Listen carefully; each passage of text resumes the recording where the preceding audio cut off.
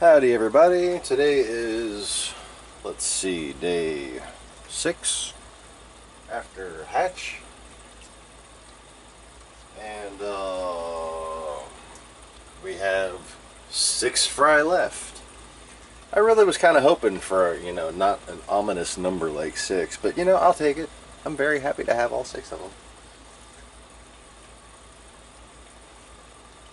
We had about 15 of them hatch, and some of them just kind of looked a bit underdeveloped.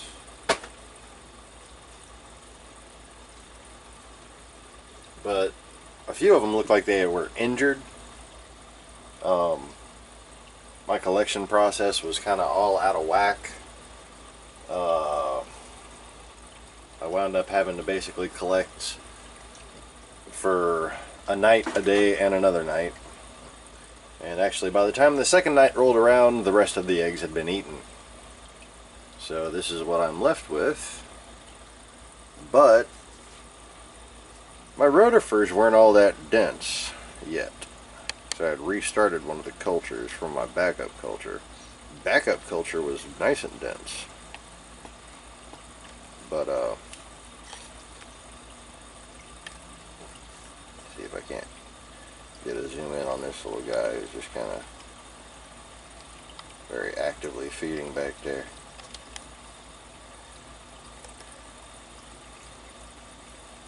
Oh, come on.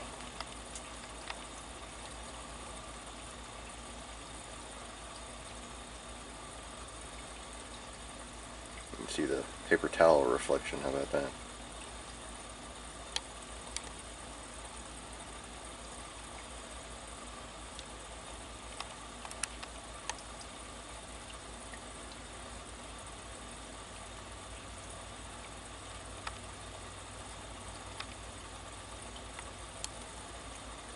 Alright, I'm going to see if I can go into manual zoom mode again. How about that?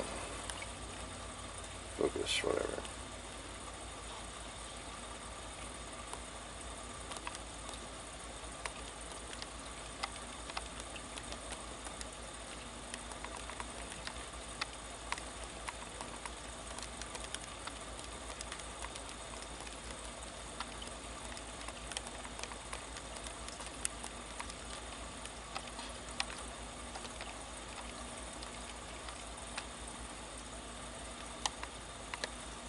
Alright, has that helped at all? Not really? No.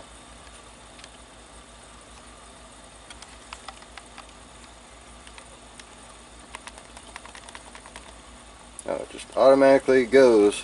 You put it in manual. Oh god, I'm so tired of bitching about my stupid autofocus. Manual my ass.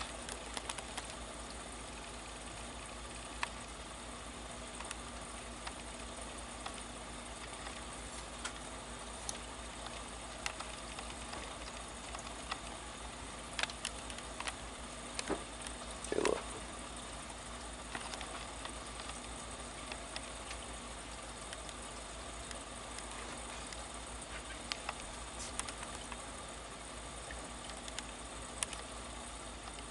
It just does whatever the fuck it wants. I guess I'll just go back to autofocus. Again. Whatever.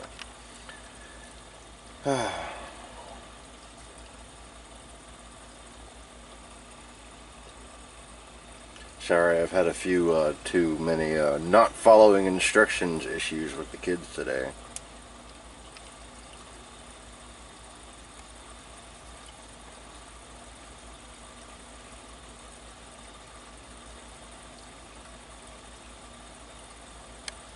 You can see lots of little baby live brine shrimp in there.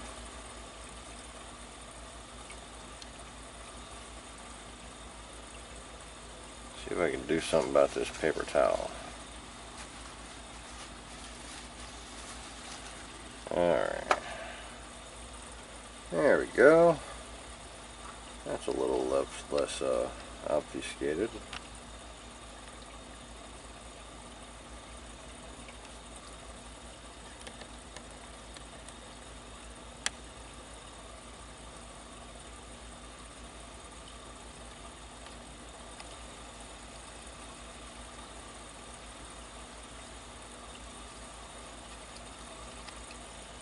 And thanks, Jessica. What a wonderful 5-gallon aquarium you've assembled for me. Whoever you are. You may or may not be a rabbit. Or, you know, legally.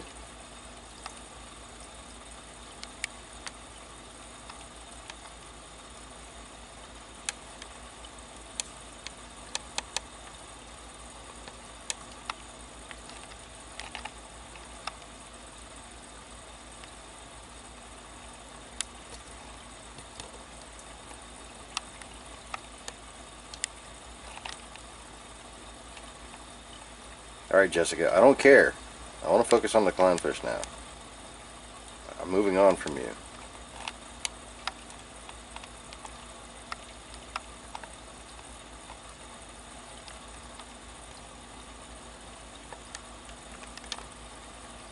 So, basically just for mostly scientific purposes, I want to kind of just leave this here until I run out of SD card space. And just kind of see if there's any changes in behavior when they don't know that I'm standing right here.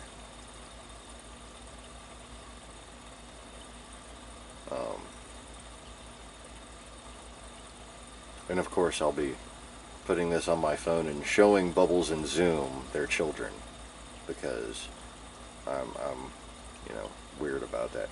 You've never really seen like how funny gets until you've seen me trying to do charades to explain to a male clownfish that they need to go fertilize their eggs more. Whatever you're picturing in your head, trust me, it doesn't do it justice. Because after, you know, not thinking and just, you know, doing it, just kind of getting in the zone of this is how you fertilize your clownfish eggs and trying to show him he needs to do it some more, I kind of like you had that little outside looking in, you know, the third person kind of, you know, reality check perspective, and I'm like, oh my, I will never, ever do anything that funny ever again. Okay. Am I dwelling on this too much? Not me. Ah! I've kicked the camera stand. Yes. Okay, so enjoy the MERS. Or, you know, move on to another video. Thanks everybody, like and subscribe, peace.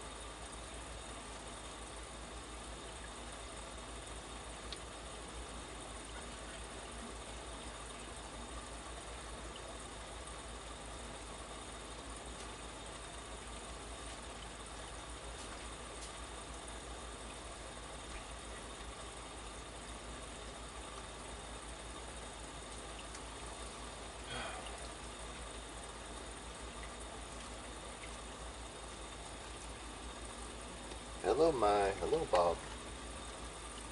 Time for food.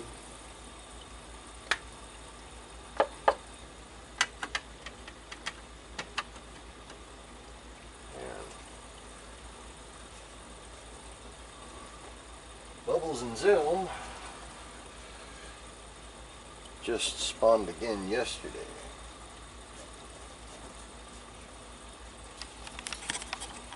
And here, detach the camera,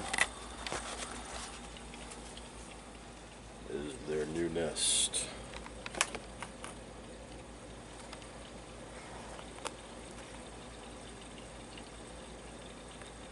It's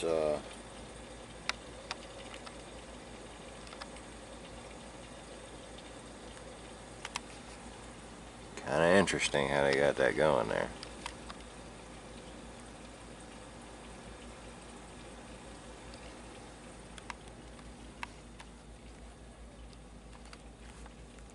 Yeah.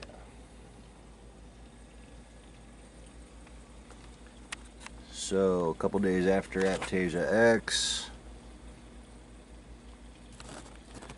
and large swaths of it have been very much subdued. We've got a few that have recovered.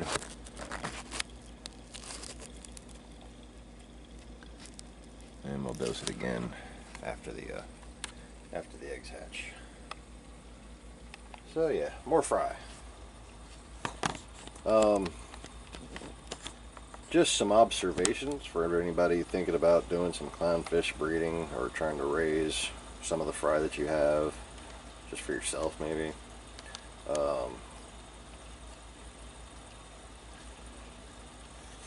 When your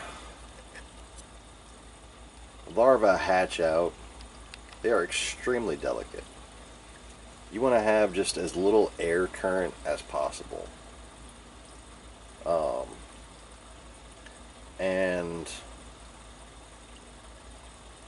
you have to be feeding them better than me, apparently, to be able to wait to feed them. I have rotifers and Parviculinus copepods in there, copepods,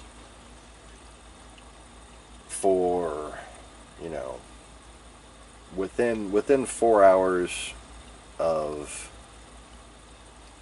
getting my first fry in there. Try not to overdo it, but you want to have them have something to eat. I don't think I put enough in there, and I think I had a few fish starve to death. The guys that you see swimming now were just kind of out competing everyone for food. So, you know, I didn't have enough food for everyone, obviously. In retrospect, I probably could have added brine shrimp a little earlier. Once I saw that some of them were dominant, I could have added, like, brine shrimp that had just hatched. Okay?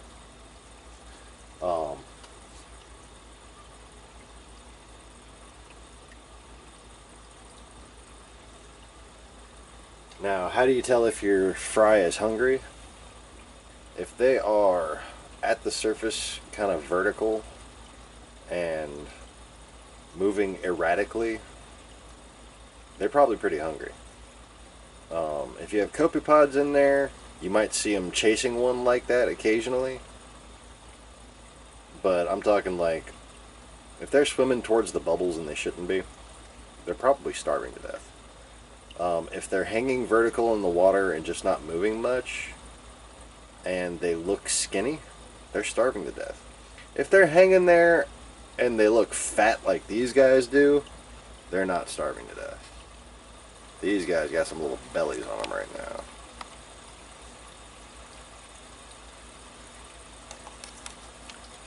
I'm sure Jessica has, you know, perfect abs, but anyway, no.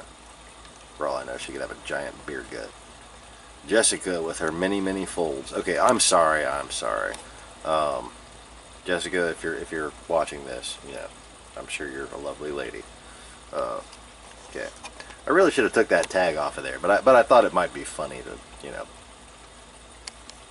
confuse her with some form of long-eared mammal.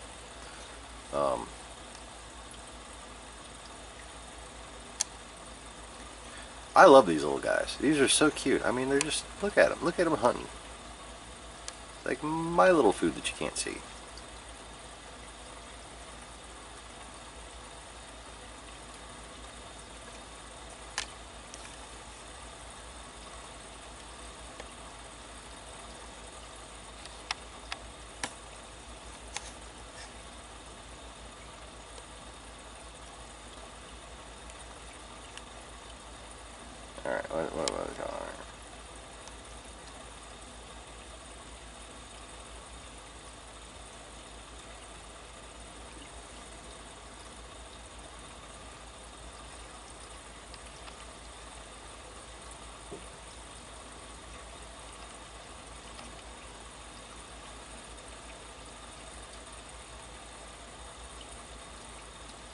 Yes, you look at the little fat, whoa, giant finger. Look at the little fat belly right there. You can see their little fat bellies poking out. They take after their mama. Bubbles, I'm making fun of you. I don't care, I have an anemone. There's like baby brine shrimp in this water, so I'm eating it.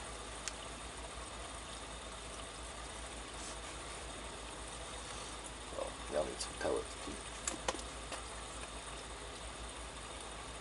Come get some food. I love them. I told you I talked to my fish. They know their names. Zoom. Zoom. He's busy with the eggs. Zoom. Zoom. Come get some food, baby.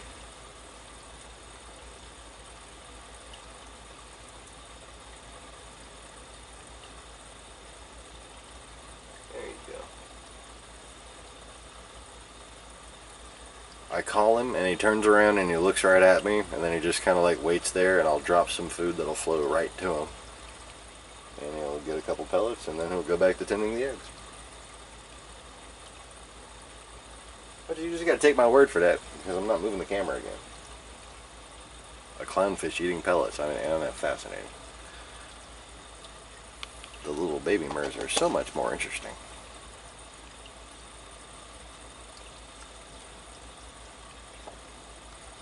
And I'm pretty sure you can see all that baby brine shrimp in there. I've just been using 2 different bottles, and hatch a little bit, feed it the next day. Hatch a little bit, pour it in there to hatch, and harvest it 24 hours later. Pour it in, harvest it 24 hours later. Anything that doesn't hatch that stays in the bottom, I'll just pour it out into my little culture vessel like this, and I take water from the output side of my protein skimmer, and just kind of get it in there with all the bubbles.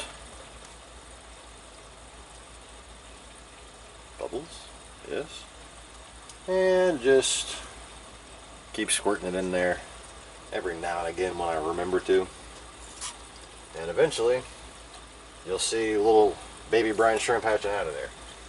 So this has already been, I've already like kind of screened this out, got most of the old shells out, and I put a little bit of mixed microalgae in there for them to start feeding on, because I want more than just the yolk sac worth of nutrition. If it can eat, I'm going to get it to eat vitamins so that they'll eat their vitamins. And they won't eat my giant finger. Ah, giant finger! Okay.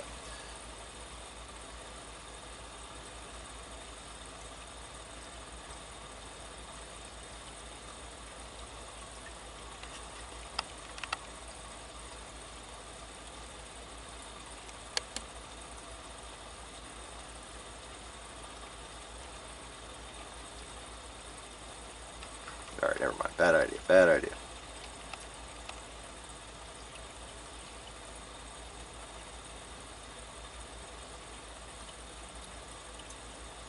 It's like the baby clownfish screensaver.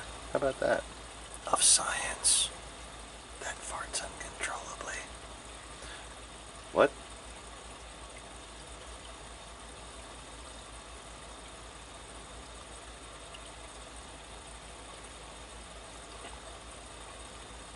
Yeah, so these are definitely the healthy ones.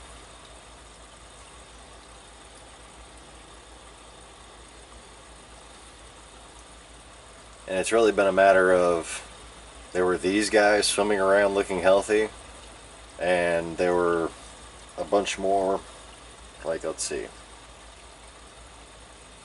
About half of the rest, maybe, kind of just on the walls and up towards the surface. A couple of them didn't seem to be able to swim properly.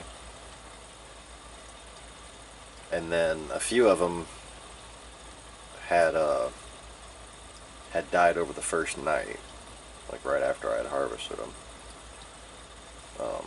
The early, well, actually the in-between hatchers. I'm pretty sure that these, like at least four of the guys that I'm looking at right now were the first four that hatched. And I was thinking that early hatchers would be less likely to make it, but these guys have been dominant the whole time.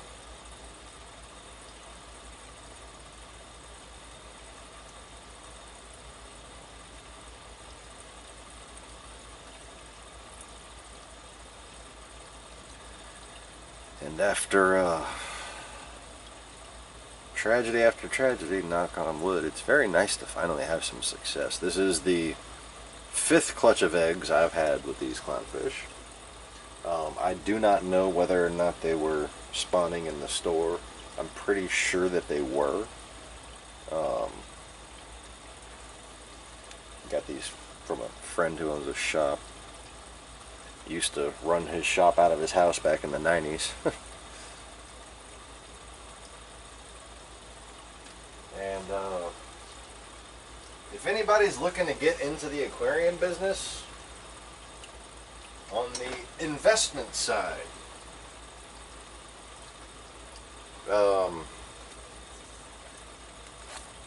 contact me.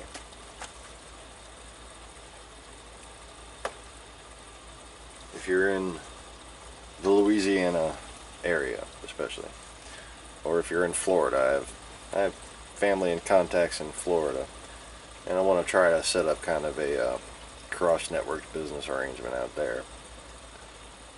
But basically, I've got some pretty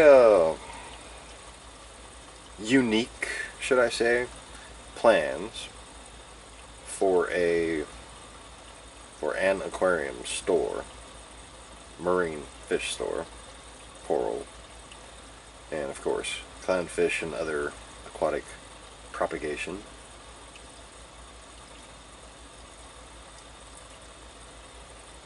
And I think I've got the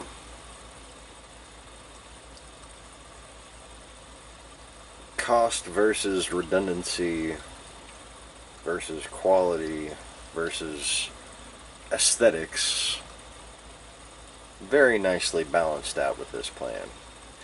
But, you know, I need about $150,000.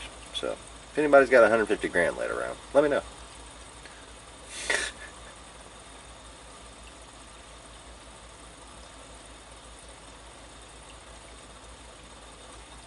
I mean, I'm gonna get it eventually, but doesn't hurt to have more people of like mind involved in a project. Silent partners, of course. Silent. You're welcome to, like, you know, clean some filter socks and scrape some algae, maybe. But, you think I got enough baby brine shrimp in there for 6 fish? Half of them damn things are already too big for them. I'm hoping the fry can outpace the shrimp, but I doubt it.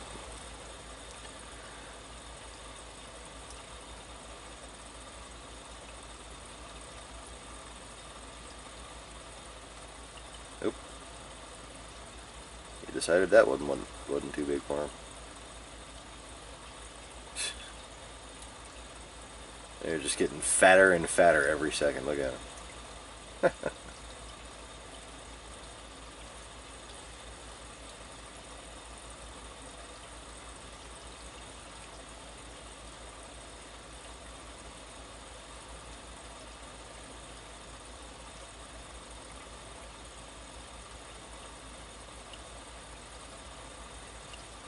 I think this one right here, see, this is cigarettes. No, cigarette's still gigantic. This little guy right here is probably hunting a copepod, and the brine shrimp are getting in his way. I got a significant amount of Parvicolanus napili in there. If you have Parvicolanus and they seem to be disappearing on you, which, you know, is probably just what happened to me because I'm kind of a, you know, an idiot sometimes. I have one sieve. One sieve for rotifers. That's it. So Parvicolanus just got put to the rotifer sieve and made to breed in there. So once they started breeding and once I had Parvicolanus in there, I could see the little tiny, they're 25 microns, so they're much smaller than a rotifer, but they look kind of blackish, and they just skate along the surface of the water like little moving specks of dust. And you can see the fish chasing after them. It's kind of hilarious.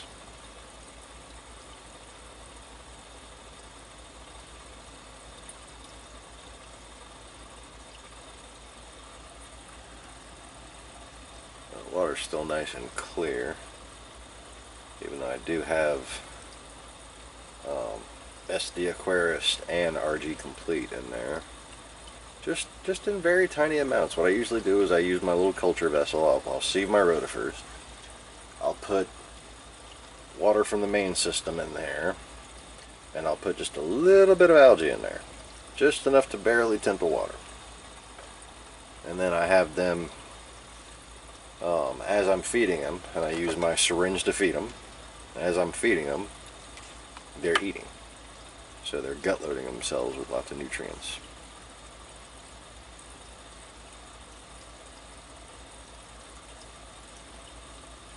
Oh, I was just like, oh look, there's finally no clownfish in the screen.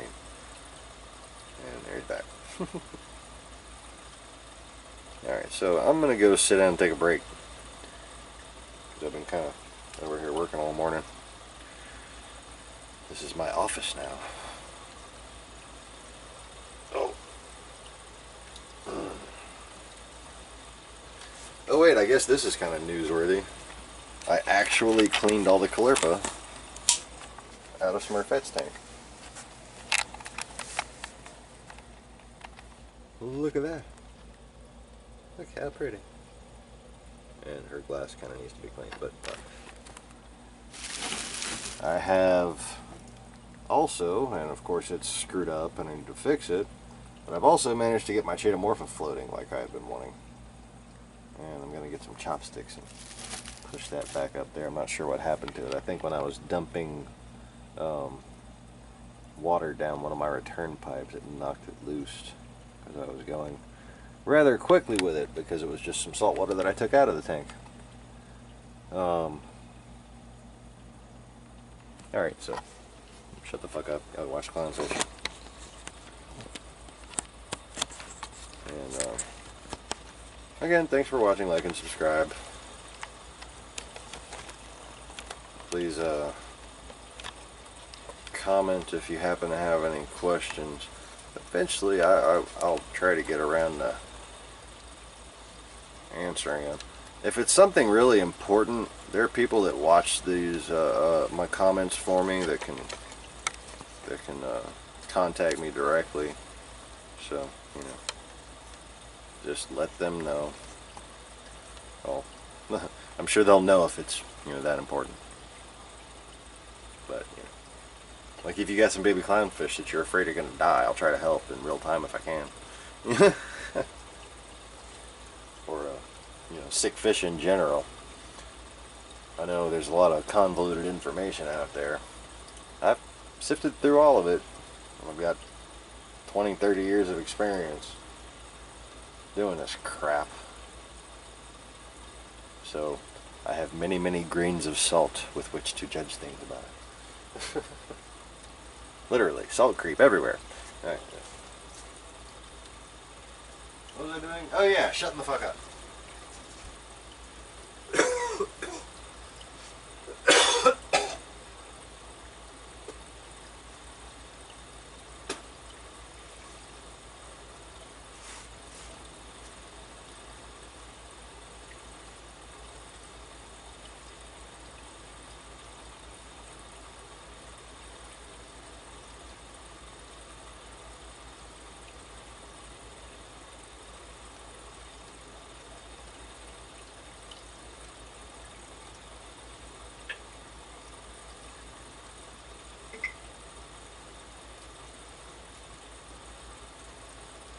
Chris Chappell here. On this episode of China Uncensored, I thought I'd get out of New York City, come down to Washington, D.C., the nation's capital, for one very important reason.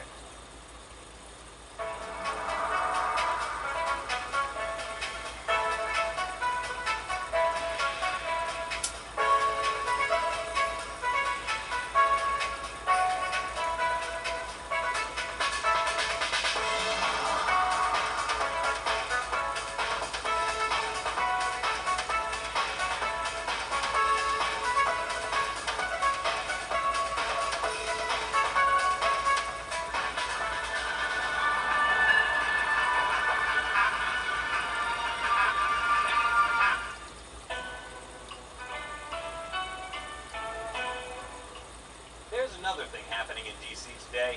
A rally marking 17 years since the Chinese Communist Party began its brutal persecution of Falun Gong, popular meditation practice.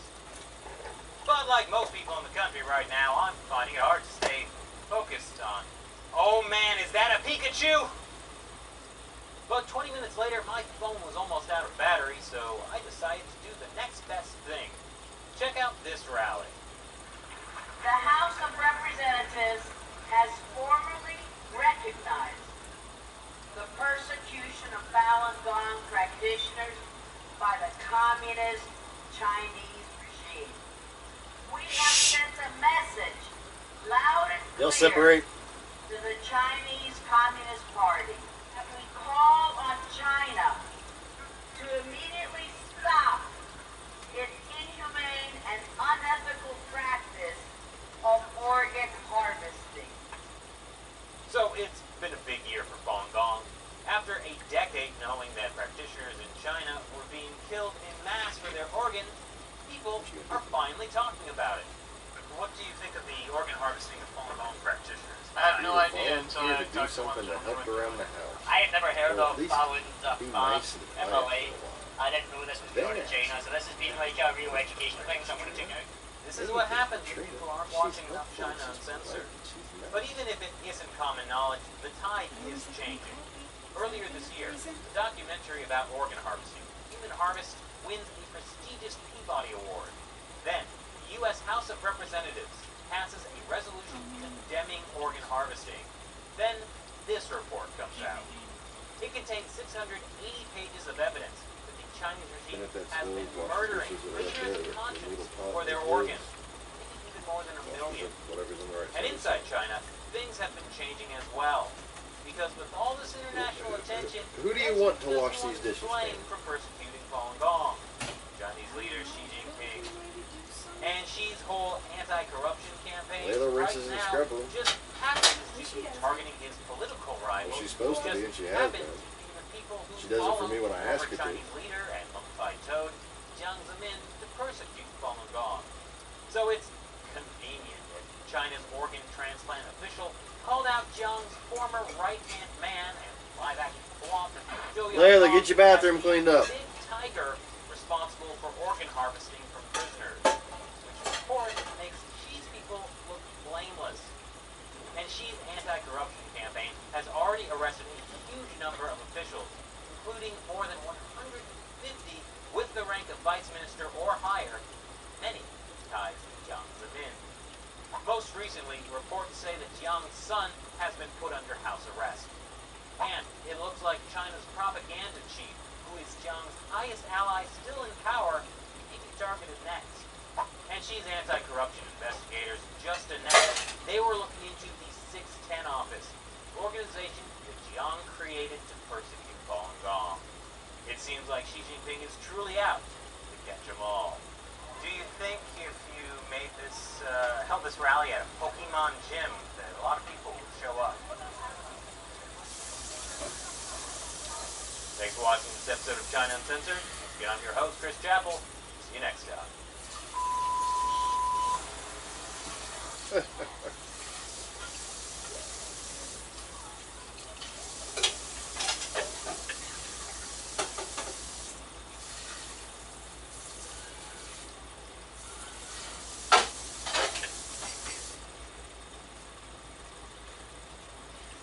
Just like the other person's instructions,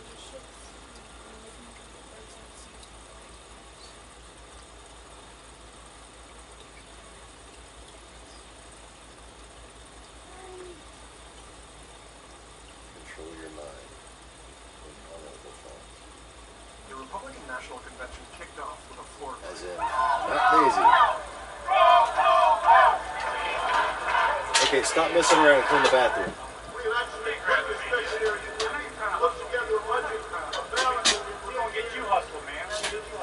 This is one of the guys behind the chaos on the convention floor. His name is Bo Carell. He's a Republican delegate from rural Virginia who's been planning this anti-Trump moment for months. We were with him last month when he was alone in his office trying to convince nervous delegates to stand up to Trump. So Donald Trump has nowhere near the amount of delegates he thinks he has. It's not only going to be a loss, it's going to be monumental for Republicans. By the time he arrived at the convention, Bo had assembled a group of renegade anti-Trump delegates. That means it's going to go loud and proud on this. And he's not the only one. Like much of the party, the Never Trump movement is split. A few blocks away, there's a meeting of another group of dumb Trump delegates. To be very frank, this is a very tough road to go to, but we can get there. This is a true fight for the heart and soul of the Republican Party. But the groups aren't working together, and when Waters crashed Bo's meeting, tensions boiled over.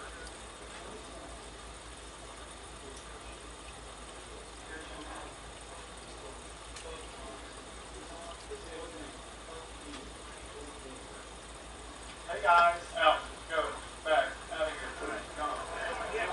Welcome to Cleveland! Refugees are welcome here! With convention protests already underway, they finally put aside their differences and joined the other delegate group to unite their efforts.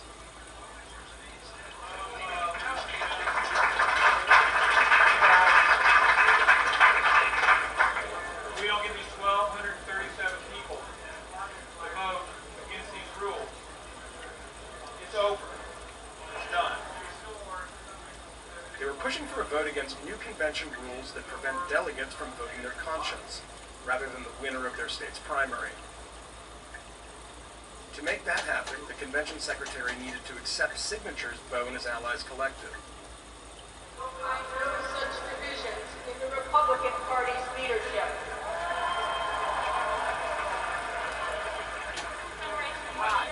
I'm Bo Carell. I understand that you are stating that you are authorized to accept petitions. And what's your name? My name is Eric Gillett. Yes, indeed. How are you? Pleasure to see you. Eric, we want to see the secretary of Rule 39 without your right. Yes, sir. And I'm the authorized agent for the Secretary to receive such petitions. We have West Virginia as well. Is it Virginia in as well? Yeah, Virginia. Can you sign and acknowledge this? Have received them? We have just submitted the majority of 10 states to have a roll call vote. The requirement was 7.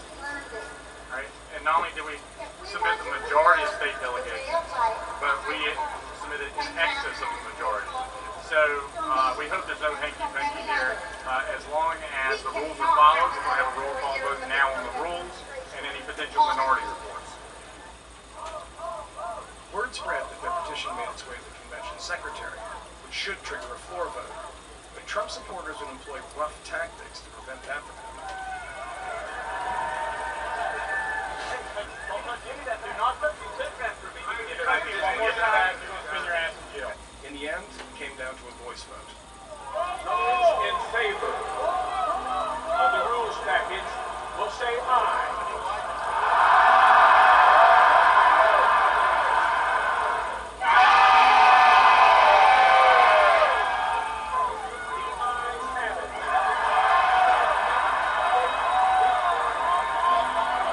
They lied. They just said that there was only 9, 3 were knocked out. There was 10 to 11 delegations submitted. They lied about that.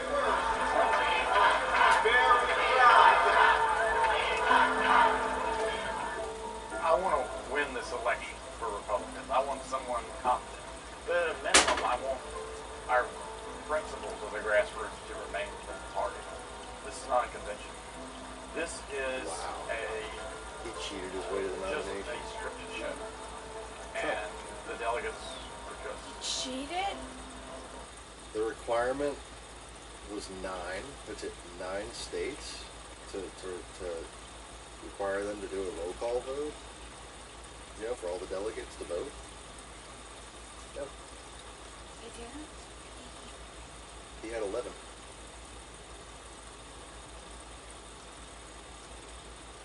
had 3 more than you. And they just lied. They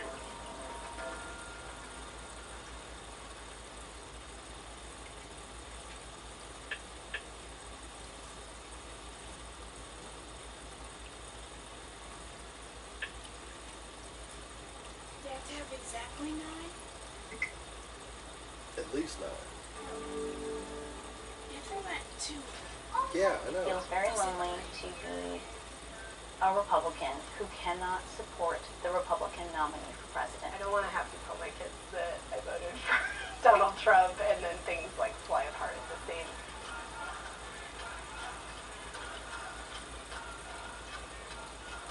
Well, you need somebody.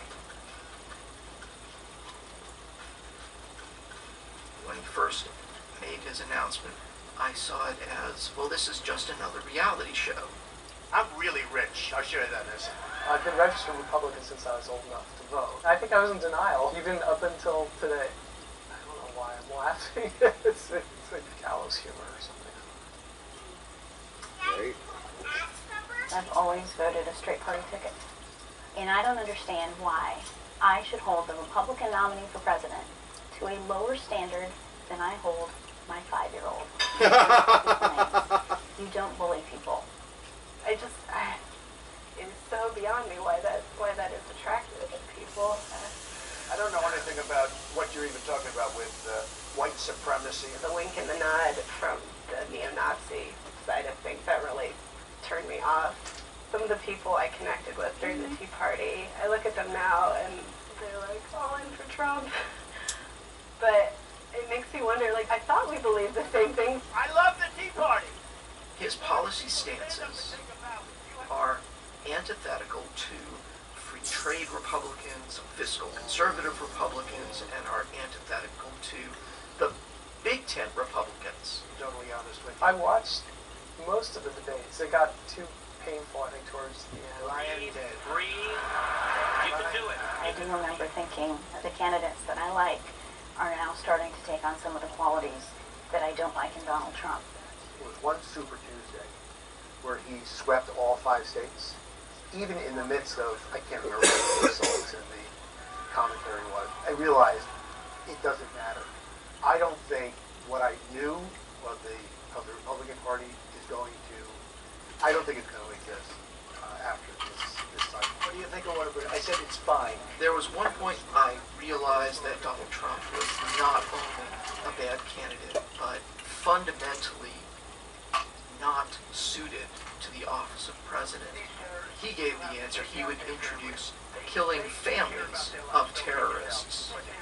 And then he was asked, would the military members follow you? They won't refuse. They're not going to refuse me. Believe me. But they're illegal.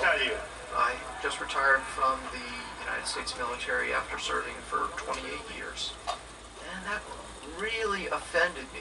The hardest thing about all of this has been watching Republicans that I respect falling into line behind this man that in their hearts, I know they don't believe that he is qualified to be president. I changed my registration to independent. I felt free. I don't have to defend Hillary Clinton does not represent my values. However, I know exactly what I get with Hillary Clinton. I have no idea what Donald Trump is going to do with the nuclear codes. I could see myself leaving it blank in November at top and vote for down party tickets. Here I am thinking about who's worse or who's less bad. That's a horrible situation. I hate going into elections thinking like that.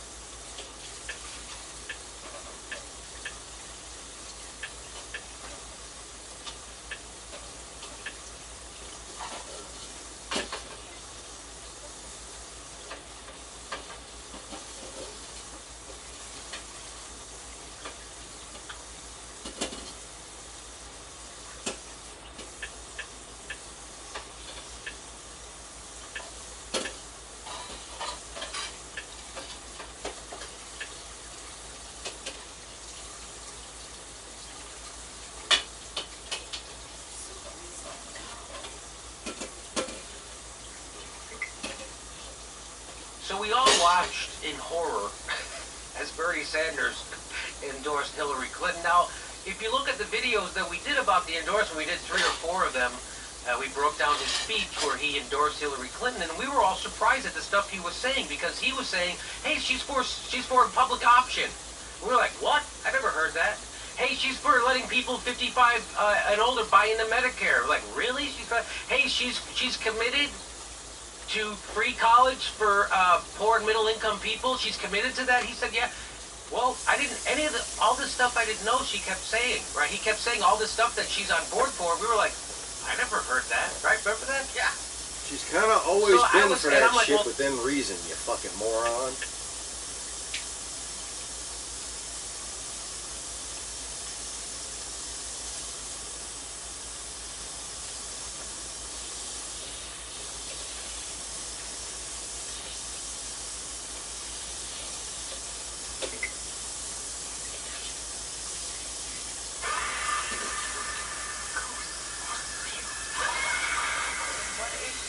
Okay. I never watched this bitch's shit. What? Been here, and have I got an important report to share with you, specifically in regards to America and Russia and the tension that is between the two countries. Now, with the new reports that I am about to show you, I cannot help but ask the question, is Russia about to land on our shores? Are we about to go to war with Russia? We know for quite some time that America has been provoking Russia, and there's lots of tension between them. Well, with that in mind, check out this new it's all report America's from fault. dailymail.co.uk, which states, Provoking them by not letting them take over the world. Bad America. Putin sacks every commander in his Baltic fleet in Stalin-style purge after top brass refusal to follow his orders to, quote, confront Western ships. According to the report, up to 50 officers of the fleet were fired alongside Vice Admiral Viktor Kravchuk and his Chief of Staff, Rear Admiral Sergei Povov, after they reportedly refused to follow orders to confront Western ships. It also details that reports in Russia are suggesting the purges follow an alleged cover-up of a submarine accident, flaws in recruitment and military construction projects. Now, with this story in mind, it makes one think, well, if Russia, according to the report, reportedly, it's not been fully confirmed, but there's definitely reports of this happening, has deliberately fired 50 of his naval commanders there, simply because they would not confront American, Western ships. Well, this has my alarm bells ringing saying, can we expect a war sometime soon? Now that's also to mention, or let's not forget what else happened recently, and this is according to dailymail.co.uk. Headline reads, Putin is preparing for World War III. Hundreds of military vehicles, including mobile ballistic missile launchers, take part in simulated launch drills across Russia. Footage reveals that up to 400 vehicles are taking part in this exercise in the Altai region. The vehicles include autonomous missile launchers, which are Topol, Topol-M, drones, and more. The purpose of this... If you're curious, she's got the Daily Mail's website open. She's reading this. Drill, according to that report, is to gain counter-sabotage skills. Now let's take what we do know about Russia. Number one, we know that America, or at least the Western countries, has been provoking Russia. That's my personal take. Many also follow that view. They are being provoked. Number two, we also know that Russia has... Care to, cite any rationale behind that at all? There is no rationale behind that. How the fuck is Russia being provoked by America? Been attacking ISIS. They've actually been going after the bad guy, whereas our leaders here in America are, well, they're arming them, giving them guns and weaponry. Wow. Okay, I can't hear any more of this fucking moron. Maybe she is Russian. Well, it must be happening soon because, yeah, she's nothing but a fucking Russian shill. And if she's finally, you know, not just outright doing cover stories for him. Oh yeah, the CIA started ISIS. If that shit was happening in Mexico, I might believe it. But it happened on Russia's border, didn't it? Oh, nobody mentioned that to you, so you didn't know.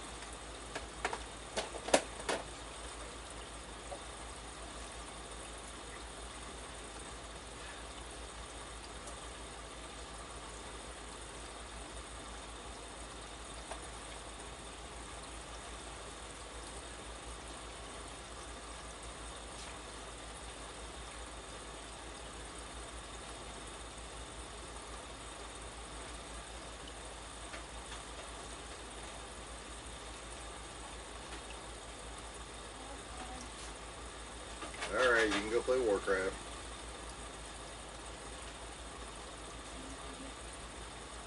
Welcome.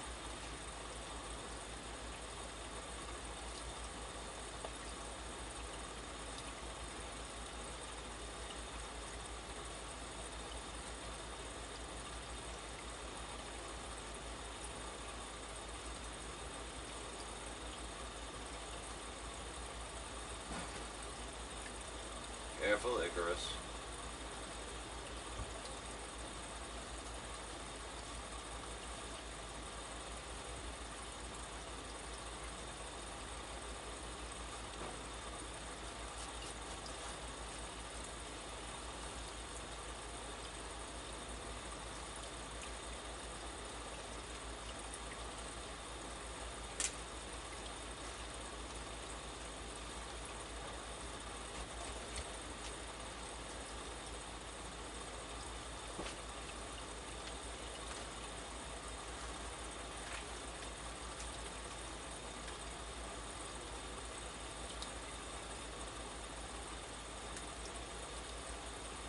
Hey Trina, did the video start working in the game yet? Did you get to a movie yet?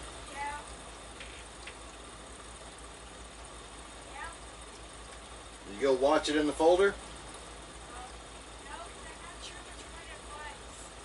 It was the human ending.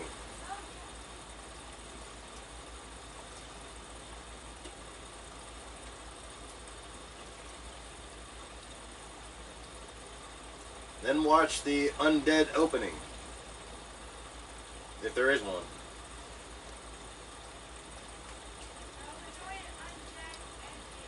Okay, just watch the human ending.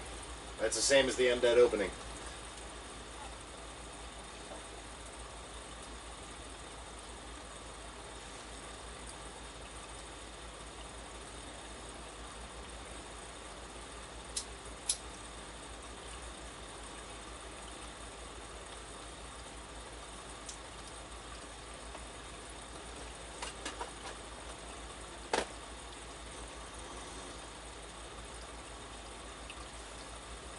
Lady, you want to play 10?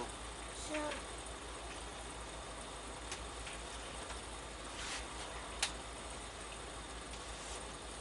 How about you get past the storyline and then let me level you up in Killica for a while? Or if you want, you could always just load my game from right there. I have a saves file with those HP spheres, with all the extra HP. It's right there in Killica.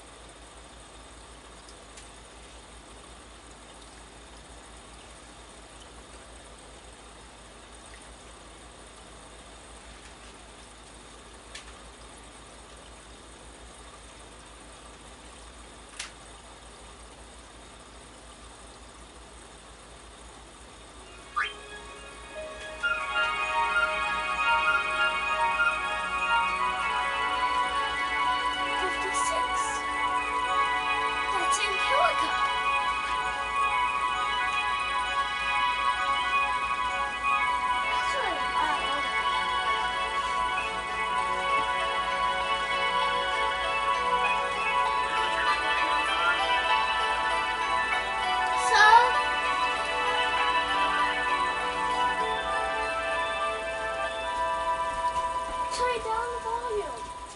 Daddy said for me to do it for you. Hey, I couldn't hear you guys because it was so loud.